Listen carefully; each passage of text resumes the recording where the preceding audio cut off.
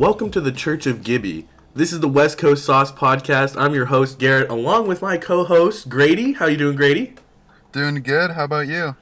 I am just chilling. It is a beautiful Thursday, February 21st, 2019, up here in Vancouver. It is not raining. The sun is sort of out, so it's kind of a good day. What about you? How's California doing? Oh, the weather's just the opposite. It's been off and on with the rain, just the usual, and it's starting to be like Vancouver, that's for sure. Well, if anything, if it's becoming a little bit like Vancouver, the drought issues should go away, much like the drought issues of the Anaheim Ducks have gone away with Bob Murray behind the bench. What do you think of how they've been playing with the new coach? Oh, it's looked really good. There's a positive energy. It looks like they got a new voice in the room. Obviously, someone who's been there for a while, but it's a positive energy, and they obviously look they look way more excited to be playing. They're having more fun, and they got a lot more energy, and everything's just positive right now, and let's hope they continue. Yeah, I thought it was pretty impressive watching the Ducks against the Wild. Obviously, Miller got the shutout in that game, and we looked like we were high-flying. We looked like we have somebody that's behind the bench that's keeping the boys responsible, maybe talking a little bit like, I pay your contract, you're going to put pucks in the net, Raquel, because that's what we pay you to do. And he's probably Exactly. like, okay. Yeah, But listen up. yeah, so the Ducks don't play tonight. Do we have any Pacific Division matchups tonight? I believe the only one is between the Coyotes and the Canucks. I expect the Canucks to come out on top. I might be a little biased being out here in Vancouver, but I'd like to see them do well, especially against the Coyotes. Yeah, Vancouver's been up and down a little bit, but they got the top end talent, and then Phoenix has been struggling here and there, but it's both two struggling teams, but it'll be a good show. Yeah, that seems like something that's very interesting now. I know we're not the biggest Kings fans, but I want to talk a little bit about the Kings. It looks like they're starting to embrace the tank mode, trading Carl Hagelin today. Yeah, that was a good trade, I guess. You get something for a UFA rather than just keeping him and getting nothing and going to a team that's hopefully in the Capitals going to make another deep run, but they got a third-round pick out of it. Pretty much a third-round pick for Tanner Pearson, who they traded back to Pittsburgh. So Yeah, and I can't knock the Capitals. They're a good-looking team, and I would like to see them make another run. They're not like a team I hate or anything. Plus, Ovi, solidifying that whole career, getting a couple cups. Yeah. I'd like to see it. Yeah, me too. He definitely deserves it. He obviously showed that he's not just a goal scorer, but he can obviously work hard, and he kind of figured that out last year to help him win a cup. Yeah, and so talking about the Capitals' cup hopes, and now the Anaheim Ducks again, their cup hopes not looking too great. We're still sitting pretty in a wild card's hopeful spot, which Yeah. is just insane to me. Yeah. I mean, honestly. Yeah, it's pretty crazy. I can't believe it either. There was about 25 games where you probably only won about 10% of those, and we're still in a race for the playoffs. It's pretty crazy. Yeah, exactly. And the Ducks, we're still making moves. We just re-signed Jakob Silverberg to a 5-year extension. I like it. Yeah, me too. He's a guy that you could work up and down the lineup. He can play well with anyone. He's a pretty reliable guy. Obviously, the scoring goes up and down, and his points go up and down. But he's a guy, and he's obviously shown in the playoffs that he can produce. And nice to have him locked up, and be here when the new group of Ducks come in these next couple of years. And he's a good guy to have around for those guys. Yeah, and the thing about Silverberg is he's honestly one of the most consistent players I've seen on the Ducks, other than like Andrew Cogliano. But Cogliano didn't have the offensive talent that Jakob Silverberg has. It's obvious, it's apparent. But Silverberg is one of the plays a lot of games every year. He gets a lot of shots on net. He gets a decent amount of goals, and he's super responsible defensively. Yeah. And people were saying, "Oh, we should trade him, try to tank 1 and 2, get something back." But honestly, I'm not really too messed up over the whole thing because we're getting a guy back who is a veteran presence. He's not the oldest guy. It's a 5-year, 5-point whatever. And that's fine because in 2019, I think the salary cap's going to go up by quite a little bit. And then on top of all that, we have all these young guys coming in, and they're going to be look into the guys that are on the team on how to play offensively in the NHL and defensively in the NHL. Yeah. And I think a couple of our guys have been known to struggle on the defensive end of the puck. And having a guy like Silverberg in the locker room, there's no one better in my opinion. Yeah, he's definitely a good guy to keep there for sure. And I believe the contract was at 5.25, which is obviously people were a little bit mad about it being a little expensive. But for a guy who's our leading goal scorer now, and you got guys who are meeting expectations for what they're getting paid, you're gonna have to pay him what you want. And you got other guys you compare him to, obviously Raquel, and I look at a guy like Elias Lindholm. You kind of got to see where contracts are at like that. So he obviously was going to get paid. He had a little bit of leverage being our top goal scorer. And, yeah. Yeah, and you can't not compare him to the guy he was traded for, Bobby Ryan.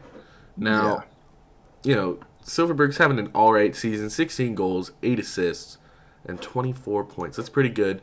Let's take a look at Bobby Ryan really quick. 13 goals, 22 assists, and 35 points. Now, I will say I think Bobby Ryan's probably getting more minutes, but Bobby Ryan he's turned into more of a passer than a scorer like he was in his younger years, and it's a long time gone, and now we're seeing who's tanking harder, us or the Senators, so I guess it's pretty even. Yeah, definitely. Honestly. They're getting rid of everything right now, trying to get something for their two big UFAs. Duchesne and Stone. Exactly. All right. Let's see. What else is going on in the hockey world? The Ducks don't play today. They don't play tomorrow. They play Calgary tomorrow. Do they play? Oh, yes, that makes sense. Do they? I thought. Yes, they do. I was looking at the 24th. My bad. And yes, so Ducks play Oilers tomorrow. Oh, Oilers. Or they play the Flames tomorrow, and then the Oilers back to back on the 23rd, and then I'm highly considering it. The Ducks play in Vancouver on the 25th. Should I go? Make an appearance, definitely. Yeah, Should I check seat tickets on the podcast right now? Do it. All right, let me see tickets for Canucks games. Last time I checked, I was at the Canucks versus Flames game with my father, and we were at the game, and we were having a good time, and I was like, oh, the Ducks are going to be here on the 25th. Let me check. And last time I checked, tickets were like $23. Wow. Yeah, and it's like, are the Canucks that bad? No. It's the Ducks. Because I'm looking at the prices. For the games when Arizona is in town, tickets are as low as $48. And when the Ducks are in town, tickets are as low as $38. Wow, so the Ducks are at a lower standard than the Coyotes. All right. Hey, man. Hey, fine with that, though. Cheaper tickets. Yeah, honestly, especially being from in a Canadian market, that's actually pretty juicy. It's like a nice little steak with nobody around, and you're just like, I want that steak, dude. I want those low ticket prices. Yeah. Plus, when you sit in the upper bowl, now, don't get me wrong, sitting in club seats, sitting in the lower bowl, sitting in boxes, if you will, that's all fun and good, but you don't get the real fan experience, in my opinion, until you've sat in the upper levels. There are some nut jobs up in those levels, dude. Have you ever had any experiences that are just over the top? Yeah, I mean, obviously some crazy drunk fans that were getting pretty naked before, and some crazy fans yelling. Wait, getting naked? Hold on. You can't just skim over getting naked.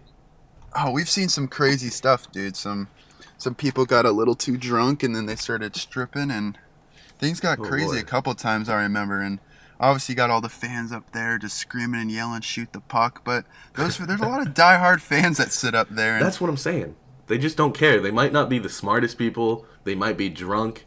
But those are my people. It's like I'm doing the same exact thing. Except, I've played hockey for 18 years. I've coached. I've done all that other stuff. So it's just pure fun. And I love it. I love it so much. Yeah, especially in Canada, that's an experience. Yeah, like the other night at the Canucks game, there was like a bunch of Flames fans shouting at a bunch of Canucks fans, and I was cheering for the Canucks. Gotta cheer for the hometown team. If you go to a game and you have no horse in the race, you gotta cheer for the hometown team. Yeah. Unless it's the Los Angeles Kings, and literally cheer for anybody else or the Flames. I don't like the Flames either. Sorry for gaslighting these teams, and I know they're Pacific teams, and I know we're all about the Pacific, but man, sometimes you just gotta gaslight them. You feel me? Yeah, definitely. Yeah, so that'd be cool to get to see the hometown boys play in my new hometown. And let's see, do we have any good Pacific Division matchups coming up? Tonight we have just the Canucks and Coyotes. Tomorrow, Ducks and Flames. Yeah, it's always a good game. Yeah, and if we're going by your statistics last week, we have the Jets versus Golden Knights. That's when is that? Jets versus Golden Knights is tomorrow at 7. That's going to be a good game. I do want to watch that. Yeah. Anything Golden Knights related, pretty interesting. Still, even though they're not the newest team, they're just that team that almost did it. Now, if you're a Golden Knights fan, I hope you get mad at that because guess what? It's going to be years of that. It's going to be years. Do you know how long we got ridiculed by every fan in the league as being Ducks fans? Then 07 validated us, and then since then, nobody's cared again. And it's just been living hell. Do you know what it's like to never get nationally broadcasted games? Like, Vegas, I'm telling you, you guys are new enough. You guys are going to get those broadcasted games just because you're in Vegas, just because you're out there, just because you're 2 years old. Everybody loves 2-year-olds. They're so cute. No, you're in the desert. Get ready for the East Coast bias to take over. Get ready for Pierre and all those other NBC dudes to cheer for the Blackhawks over every time you play. It's going to be like, you're not even playing the Blackhawks. Go Blackhawks! It's going to be horrible. And you're going to learn our pain. And it's going to be the worst. And it's just because you're new. And when Seattle comes in, you're going to be irrelevant. I'm just telling you. Yeah. I don't know what sparked that tangent, but at least I got it off my chest. Maxime Comtois. Talk about him, Grady. Oh, man, he's lining up right now. So we got 16 games, 18 goals, 14 assists, 32 points, averaging 2 points a game in the queue.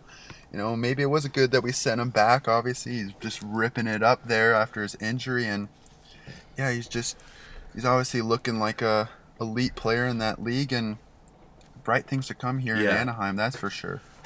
You know, I'm really excited for the kid. Not only does he just put points up. The kid just puts points up. But he looks sick, too. Like, you know, it's kind of like... He's got that style, that celly, you know, he's just got that swagger. Confidence. Yeah. You know, and I don't think I've seen, you know, there's a couple guys in the league where they just have confidence, and when they score, it's like, dang, they know that they're scoring, they know that they're sick. And, you know, I see that from Comtois a little bit. Like, I see it definitely, it just emanates off Austin Matthews. The guy scores, and he's just like, yeah, I did it again. What are you going to do about it? Yeah, exactly. After that first game, yeah. Definitely got that swagger. After that first game, Comtois, first shift off the bench, gets that goal. Just like you knew this kid was going to be something. Yeah, exactly. And, you know, Commer, player of the week in the queue. He had 7 goals, 4 assists, and 2 hatties. Wow. Dose hat tricks. Dang. That's pretty good. I don't know what they're feeding him out there, but bring it back home to Anaheim. Yeah, please. So...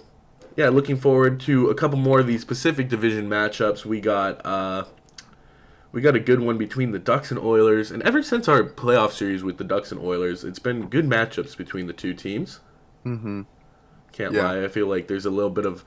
I feel like the Ducks, you know, this season, we've been a proving ground team, a team that teams want to beat to prove themselves. Yeah. And this season, you know... it's just not the same, man. It's just not the same. And I remember, like, we lost to the Flames for the first time in, 16 years at home? 15 years? Yeah. And it's like they were all over us. And it's like, yeah, well, you beat, like, the worst team we've ever put out on the ice. Yeah, exactly. But, you know, let them be hype. Let them be hype. I'm just going to go look at the last games on Sunday for the weekend. And it doesn't look like we have any Pacific Division matchups on Sunday. So we only have a couple of Pacific Division matchups here. Nothing really up close other than Ducks and Canucks, just because they're through that Canada sweep, the Western Canada sweep, which is always fun. I love when the Ducks go through Western Canada. Yeah. I'm nervous this year a little more because it used to mean like, oh, we're gonna win 3 games most likely. Yeah, Like if we're especially in being Vancouver, honest. maybe. Yeah, especially in Vancouver. Can't say that with the core they got right now. They're a pretty sick team. Not gonna Yeah, lie, but definitely. yeah. Then there's just Tampa Bay. I think I saw Oh, which wow. team is eliminated from winning the Atlantic. Was it the Senators are too far away? Like from Probably, like honestly. they're too far away from the Lightning to do anything. Like they're already like eliminated from first place. Yeah, probably. Because That I think it seems was like it. the Lightning. They have 96 points, which is ridiculous. Yeah. And then the maximum amount of points that the Senators could get is 95. Wow. And Yeah, isn't the that Tampa's. that's a perfect allusion to trading your first round pick for Matt Duchene? Yeah. Like, eventually could turn into Jack Hughes or Kako. Dude, we've known for years that you don't trade your first round pick for this draft that's upcoming. It's too sick. There's too many good scores. Oh man, there's so much depth up front, especially forward wise. Obviously, you got the big name in Hughes and then Kako, but you look down in the players that coming out of the WHL, like these Oh my gosh. Bowen Cousins, Byram. Dotch, Bowen Byram, Krebs. There's just so much talent up there, and then obviously there's a bunch of Kids are NTDP gnarly. guys coming up Oof. too. So Yeah. yeah, Caulfield, Turcotte, York, Warren, Hellison in the second round. There's a bunch of them. It's a good crop of kids, and oh yeah, every year more Americans are coming out of the draft, and I hope again that's the case. As long as we can get more Americans than Canadians, I'm happy. As long as Canadian kid isn't number one draft pick, I'm happy. Sorry to all my Yeah. Canadian fans, and I know I live in Canada, but I'm a red-blooded American, and I want to see my boys come in and wreck it, you know? yeah, exactly. Alrighty. So, We could talk about some of the previous games, obviously the big games, and there's the Capitals and the Wild, and just the performance in the games. yeah, Bruce Boudreau, against his former teams hasn't been really Yikes. performing too well. No, obviously we walked all over them. I mean, they had some decent opportunities, but the way we played, and we obviously did well generating off the rush. We had a lot of good chances that turned into goals. You see the Perry goal, especially the nice little play where we carried it in, nice little pass gets off to Perry, in like that. And you could see what's really exciting me is the young guys and Jones and Terry. They're obviously with Henrique, and they're kind of leading the way, kind of showing how to use their speed and enter in the zone with speed and carry the puck rather than dumping it and getting a nice chance off the rush, because that's gonna get us scoring Dude, chances ultimately. Terry and Jones are awesome. They Yes. are playing like NHL players. They're Yes. playing Randy Carlisle hockey in a non-Carlisle fashion, and I love it because it's like they get the puck deep. But Terry's coming in with speed. Jones is just like, I don't care what the rules are. I'm trying to just get this puck, Yeah, and exactly. I'm gonna He's a sit in front of beast. the net and just slam things home. Yeah, And then, it's Perry, honestly, like I'm kind of blown away by Perry coming back because I think it shows how much he means to this team as Yeah. just an individual. He's going off sides again all the time, which Yeah. it's one of my things about Corey Perry. It's like the guy's always going off sides. He's always just one step ahead. just But wants to keep the feet moving. yeah, but it's like he's moving. He's getting in the zone first. He's coming Yeah. through with speed. He's attacking the puck, and you know what? Uh-huh. He looks a lot better than last season. He's moving better. Everything about Corey Perry is on the up and up. And can we Yeah. just talk about the Getzlaff, Raquel, and Perry line? What have you seen from them that you're really liking? Obviously, they're moving the puck around and getting those chances. Witnessing the Washington game at a lower level. I watched the game, and they just had these chances and the creativity, the one-touch pass by Getzlaff behind Oof. the back, and then Yeah. little chips to Perry as he's skating, flying through the zone to get a shot. Even Raquel, they're just like, they're being the creative, which was their identity for such a long time, just being creative and slippery and just confusing other teams. It's like that's what they're doing. Obviously, they're putting up points, and you'd like to see them get a little bit more, but they're playing their old ways. Yes, exactly. And I don't know when Gibson is returning. And we're talking about the Ducks' old ways. They've always had pretty solid goaltending.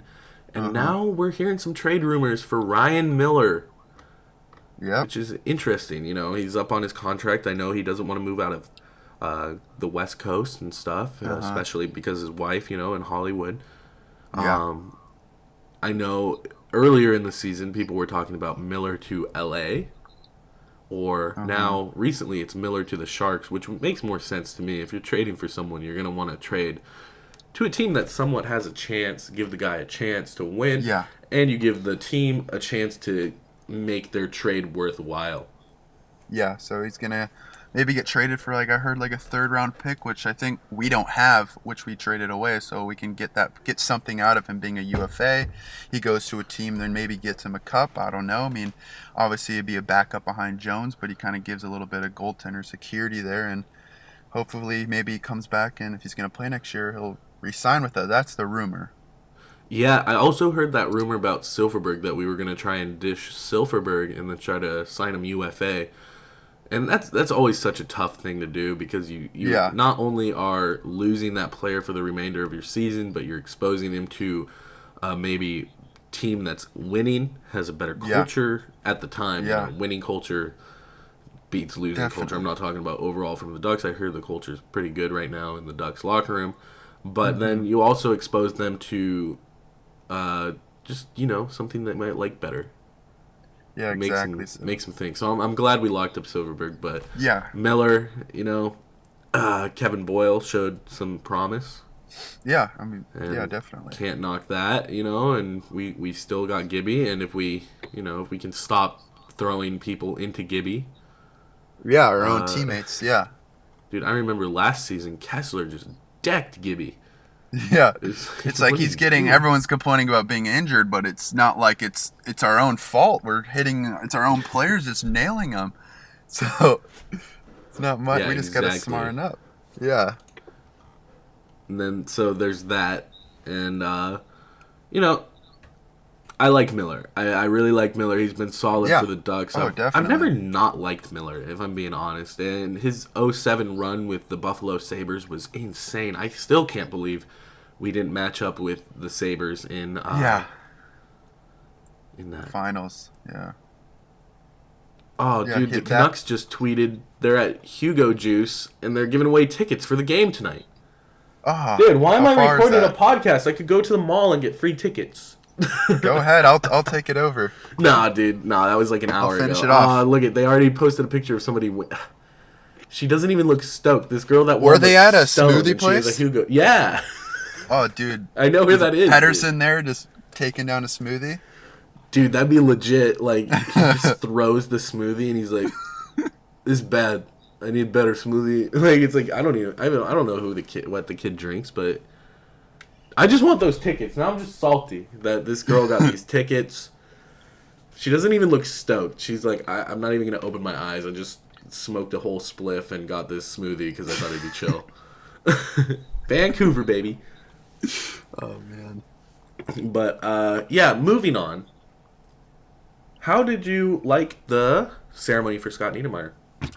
Oh, it was amazing. They did a great job setting it up, and obviously recognizing him, and he's one of those three guys are just going to be those players, Teemu, him, and Paul, just those three players that everyone's going to remember. He obviously led us to the cup, and he's just that true professional, that guy that everyone looks up to, and he's that true professional. Todd Marchant gave the story about when Alfredsson took that slap shot at him, and then everyone was all pissed off in the locker room. And then, I was pissed.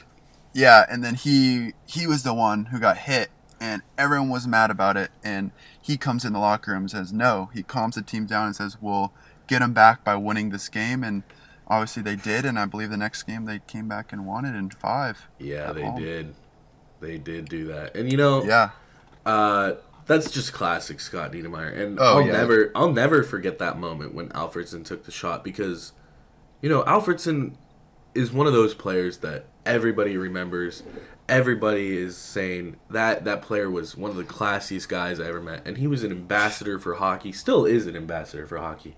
I know he's big in Ottawa, obviously, but I know everywhere people respected him, and just seeing a player like that do something to Scott Niedermayer, our Yeah, captain Scott at the Niedermayer time, it's didn't like, harm you. yeah, and it's like, what are you doing, man? What are you doing? Yeah, Like, I've seen bad stuff. Like, we got Corey Perry on our team. He's slew-footed things, and people are like, yeah. "Oh, it wasn't really a slew foot. It was a slew foot, man. I've been slew-footed. It's no fun. You can't advocate Yeah. for that at all." And it's Mm-hmm. like, man, it's just one of those things that it's not a huge deal, but at the same time, it's like, what were you thinking, man? Yeah, definitely. But obviously, great to finally see the recognition Scott deserves. Getting 2 numbers retired. He's like one of eight or nine players for 2 teams to Yeah, get his number retired, which he's definitely deserving of it. So good to see that. Good to see a lot of old players, and yeah, yeah, and I wasn't like the biggest advocate of Scott getting his number retired in Anaheim. Obviously, I think it's great. I think he has been just a resource that the team has used so greatly, and he's been so great for the Anaheim Ducks. Still is, uh-huh. and it's great to see it. And I was saying, my one thing was he already had his number retired, and we Yeah, still don't have Jaguar, who could arguably be just as important. But it's awesome, and I'm all yeah, for it. And it was a good ceremony. Got to see uh-huh. some friends on the screen. Got to see some cool speeches, and just overall a good time, a good moment for Ducks fans to celebrate in this season. We got some jersey retirements, but Yes, sir. maybe we could add a first round draft pick to that, like a high one. Yeah, that'd be nice. So kind of in between right now. Do we continue pushing, or do we kind of keep dropping off to get that higher pick? Because right now, I don't know where we sit. Maybe like in a 5 to 10 pick range right now, if it were to Yeah, let kind me of look pull like up that. the But NHL standings real quick, and we'll yeah, check that out real good. So it looks like clearly the Lightning are on top. Now let me highlight the Senators are 59 games played and 49 points. oh wow, And then at the bottom of the Metropolitan, we got the New Jersey Devils with 60 games played and 54 points. That's pretty bad. I've really yeah, expected the Devils to pick it up over the past couple seasons, dude. I really don't know what they're missing. I think it's goaltending, and I think Schneider just yeah. hasn't been pulling through for them.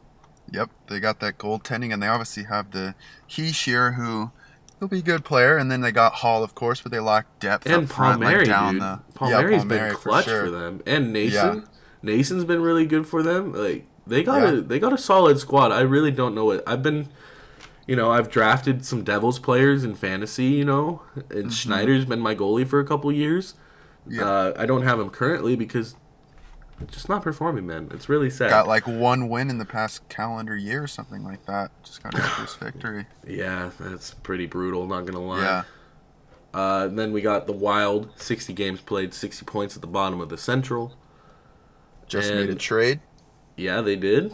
It's very nice. getting Ryan Everybody's making Donato. moves.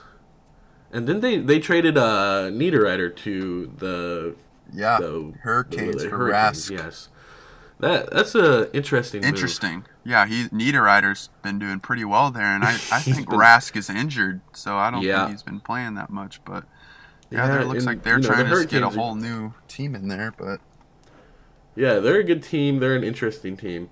So the Ducks sitting currently in 7th place in the seventh Pacific place. Division.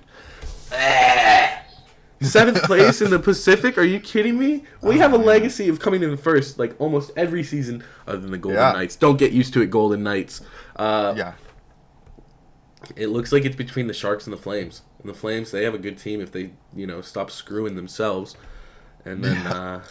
yeah, it looks like we got the Oilers with 59 games played, 54 points, and then the Kings, dude, with 52 points, Yeah. rounding up the second worst in the NHL. How do the Senators only have 49 points, dude?